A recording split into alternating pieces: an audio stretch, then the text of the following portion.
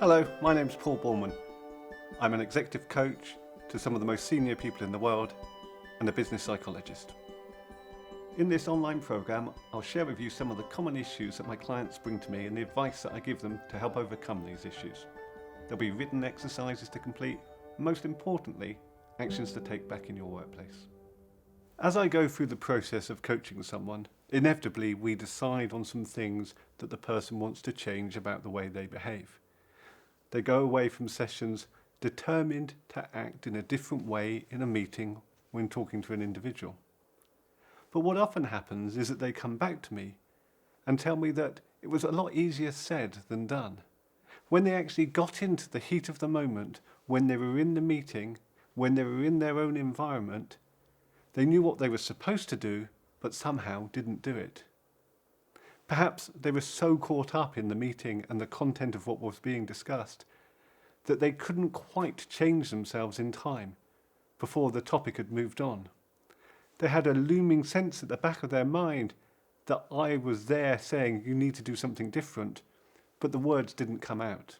Part of the reason for this is that there's a great deal of load on your brain as you go through your workday, and to try and identify a way of changing your behaviour and change it in the heat of the moment can be too much for some people to cope with. Given these challenges, I want to share a technique with you for addressing how to change your behaviour in the heat of the moment, no matter how busy the meeting is. When someone's trying to change a problem behaviour, they tend to go through a 4-stage process. The first stage of this is that they don't actually realise that they're behaving in the wrong way in the first place. It often takes some kind of coaching intervention or feedback to realise that they may have been doing something wrong. Maybe they are too pushy when they make their argument. They're talking too much in meetings rather than really listening, and it takes someone else to point that out. Once it's been pointed out for the first time, however, they can often move on to stage 2. At stage 2, they may not behave any differently, but at least after the meeting they may reflect and say, actually I did that again, didn't I? That's that thing that somebody told me about. I think I was doing it again. The third stage, as they increase their awareness, is they may eventually get the ability to spot themselves doing it in the moment. They're starting to talk too much and they can hear a voice at the back of their head saying, you're doing it again. You're going on and on again. This is where you need to change. But they can't quite change. The cognitive load is too great. They're thinking about too many things. But at least they have an awareness that they're doing something wrong. And then, of course, the final stage is that they are able to adapt in the moment. They maybe even don't start to behave wrong in the first place. They instantly sense when they're doing it and adapt. So the technique that we're talking about today is really about that problematic area between stage 3 and stage 4. How do you overcome that obstacle of being able to spot you're behaving wrongly but can't quite manage to break out of the pattern? The solution to it is to devise a script. And by a script I mean a simple phrase or several phrases that you have already planned to say ahead of time.